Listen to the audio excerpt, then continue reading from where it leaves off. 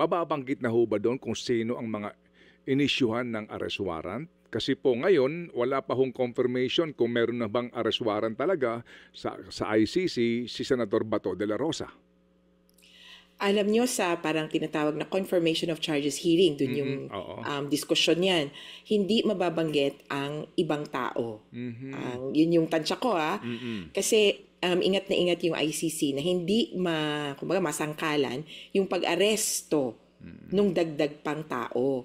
Bagaman dun sa pre-confirmation brief, so may dokumento na naglalaman ng parang listahan ng mga co-perpetrators ni Duterte. 8 pangalan. Kaya lang redacted Pero may indicators, yung isa close enough, blah blah blah to this person.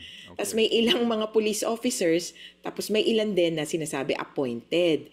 Kaya medyo mahihinuha mo na, naku, ito tong mga taong ito.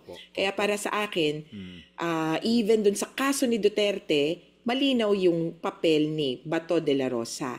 Pero yung kay Bato de la Rosa, kung sakasakali, ay hiwalay na kaso pa. Okay. Opo. Sige. So, pwede po, ma'am, pwede pong mangyari na magpatuloy yung pong determination po nitong kasong itong kinakaharap ng dating Pangulo, and then magkaroon doon po ng desisyon next naman up and coming yung pong sinasabi na iba pa na sangkot dito. Kagaya po umano ni Senator Bato de la Rosa. Pwede pong ganun ang mangyari, ma'am?